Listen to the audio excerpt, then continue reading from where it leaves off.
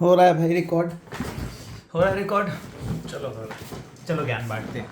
हाँ दोस्तों, ये वाला जो वीडियो मैं बना रहा हूँ स्टूडेंट्स भाइयों लोगों, ये वाला जो वीडियो मैं बना रहा हूँ क्योंकि मेरी आजकल फीड में ना बहुत सारे व्लॉग आ रहे थे लोगों के about students are banned in Australia, students के नॉट कम, ये वो फलाना ढिमका, एकदम खतरनाक वाले टाइटल्स और थंबनेल के साथ में।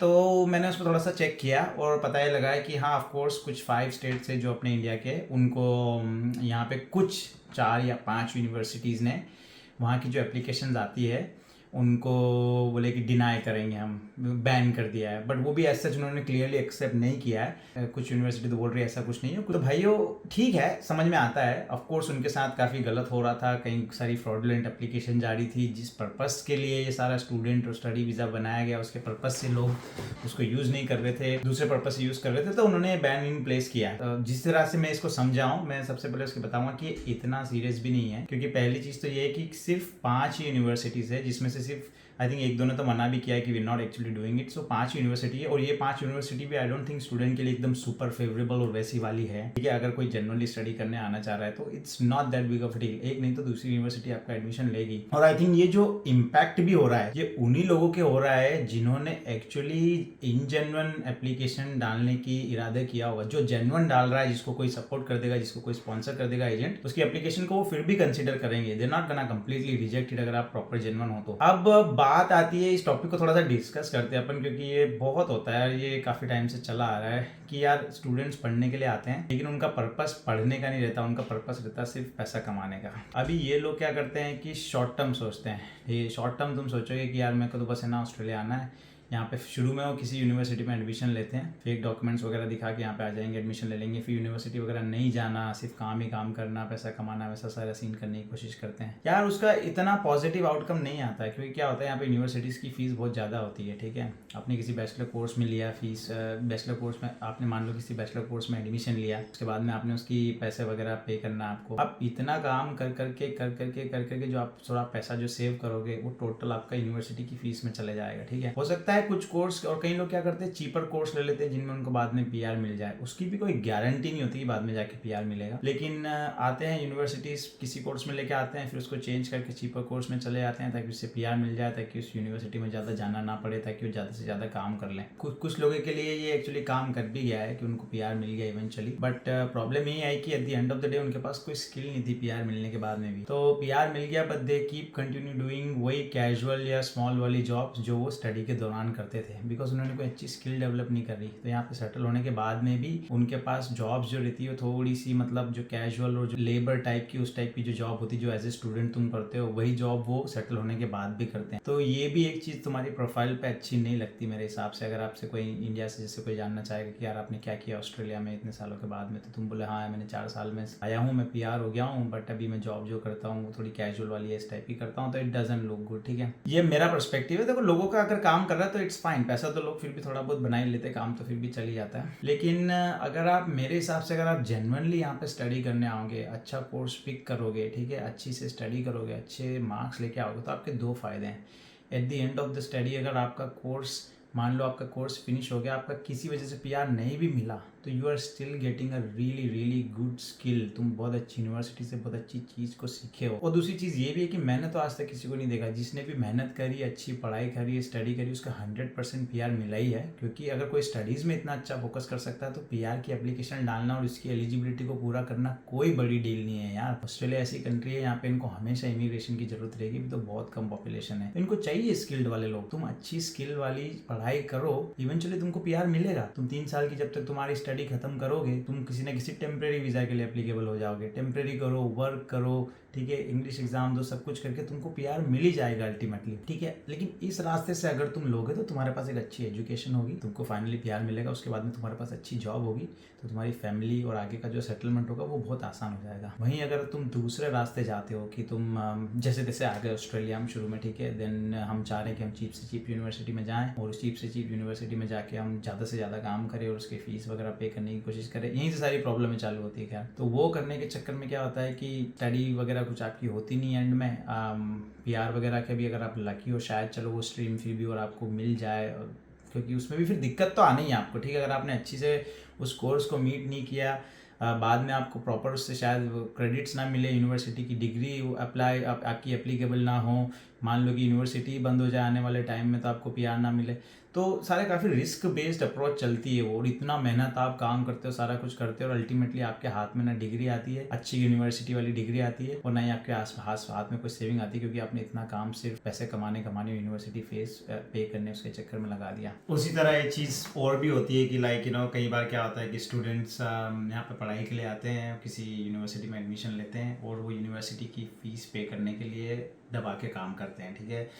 इतना काम करते हैं कि यूनिवर्सिटी की जो स्टडी है उस पर फोकस नहीं करते हैं, और वो यूनिवर्सिटी की फ़ीस निकालने पर फोकस करते हैं। होता तो क्या है, जैसे मान लो $10,000 आपकी फ़ीस थी एक सेमेस्टर की, ठीक है, उन्होंने $10,000 जैसे तैसे करके कमा लिए, ठीक है, और 3 सब्जेक्ट में फेल हो गए। बात क्या निकली, काम भी किया, ठीक है, उसके बावजूद भी आपको वापस जो आपने यूनिवर्सिटी में फ़ीस पे करी थी वो वापस पे करना है, और आपके जो डिग्री थी उस पर भी आपके क्रेडिट बेकार आ गया कि आप 3 बार फेल हो गए। रेदर काम कम कर लो, लेकिन यूनिवर्सिटी का हर एक सब्जेक्ट पास कर लो यार, तो कम से कम आपका क्लियर रिकॉर्ड रहेगा, ठीक है, और एटलीस्ट आपको इतना एक्स्ट्रा भी ओवरलोड करके अपनी बॉडी को थकाना नहीं पड़ेगा। अगर आप सही से पढ़ोगे, सही सब्जेक्ट चूज़ करोगे, तो इवेंचुअली आपको बाद में टाइम मिल ही जाएगा वो फीस वगैरह जो आपने एक्स्ट्रा पे करी थी उसको कम करने के लिए, या पे ऑफ करने के लिए, या जो लोन लिया था उसको पे ऑफ करने के लिए। तो ये कोशिश कम करना कि यार मैं आ गया हूँ, मैंने स्टडी ले ली है, पूरी फीस मुझे खुद को ही निकालना है। अगर चलो यार आप पढ़ने में बहुत ही अच्छे और काम कर ही सकते हो, एकदम सुपर डुपर ही आदमी हो आप, तो फिर कोई दिक्कत नहीं, आप करो जितना काम कर सकते हो, जहाँ पे आपको मौका मिलता है, जितनी फी पे निकाल सकते हो निकालो।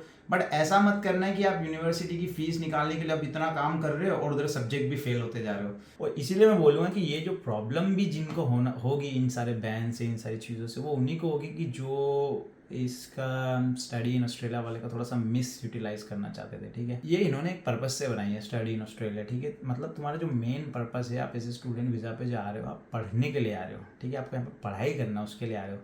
जॉब जो होती थी इनकी 20 आवर्स की जो जॉब देते थे, वो जस्ट आपको थोड़ा सा सेल्फ डिपेंडेंट बनाने के लिए देते थे, ठीक है, ताकि आप थोड़ा बहुत आपका खर्चा भी निकालो, कुछ चीज़ भी सीखो। लेकिन प्राइमरी आप जिस चीज़ के यहाँ पे आ रहे हो, जिस चीज़ के लिए यहाँ पे आ रहे हो, आपकी फिर भी स्टडी है। और मेरे हिसाब से, मेरे एक्सपीरियंस के हिसाब से, अगर आप उस फील्ड में फोकस करके, अच्छी स्टडी करके, उस फील्ड में फोकस करके अगर आप आगे जाओगे, तो आपका फ्यूचर मच मोर ब्राइट रहेगा और मच मोर क्लीन रहेगा, बजाय कि आप सीधे पीआर के पर्पस से यहाँ पे आओ। अगर सीधे पीआर के पर्पस से आना आपको, तो उसके दूसरे भी तरीके होते हैं यार। स्किल्ड माइग्रेशन होता है, इंडिया से स्टडी कर लो, कम से कम स्टडी तो किसी अच्छी यूनिवर्सिटी से करो आप, ताकि आप इंडिया से भी स्टडी करो, उसके बाद में थोड़ा एक्सपीरियंस लो, वाली स्किल करो अब इंडिया से, जो यहाँ पे जिसकी यहाँ पे डिमांड होती है। बाद में आप वहाँ से डायरेक्ट पीआर अप्लाई करके भी आ सकते हो, वो भी ऑप्शन होता है। लेकिन अगर आप स्टडी के नाम पर आके यहाँ पे जॉब वगैरह करने की कोशिश करोगे, तो बहुत कॉम्प्लेक्स हो जाएगा प्रोसेस, और उसी की वजह से ये सारा लफड़ा भी हो रहा है अभी फिलहाल भी। At the same time migration agents भी इंडिया में थोड़े ग्रीडी होते हैं, वो अपने कमीशन का वेट करते हैं, don't care about it, they just want to send as many people as, सभी नहीं होते ऑफ कोर्स, जेन्युइन भी होते हैं, लेकिन ज़्यादातर लोग जितना भेजेंगे उनको उतना पैसा मिलेगा। कुछ फेक एप्लीकेशंस वगैरह भी हो रही थी, उसकी वजह से यूनिवर्सिटीज़ अभी ये थोड़ा बैन वगैरह चालू किया यार। लेकिन अगर आप जेन्युइन हो, आप जेन्युइनली स्टडी करने के लिए आ रहे हो, तो आपके पास बहुत सारे ऑप्शन रहेंगे, अभी भी अल्टरनेटिव रहेंगे। और ये जो बैन हुआ है, फिर से मैं बोलूँगा, इतना बड़ा बैन भी नहीं है कि लाइक किसी स्टूडेंट को आने ही नहीं दे रहे, कहीं से कोई आ ही नहीं सकता। इन जो स्टेट्स को बैन किया वहाँ से भी आ सकते हैं, they just have to change university, ठीक है। जिस यूनिवर्सिटी में बैन किया है उसके बजाय आप दूसरी यूनिवर्सिटी चूज़ कर लो, आपको मिल जाएगा। अगर आप दूसरे स्टेट से हैं तो आपको वैसे भी बैन नहीं है, तो वहाँ से तो आप फिर भी पढ़ने आ ही सकते हो।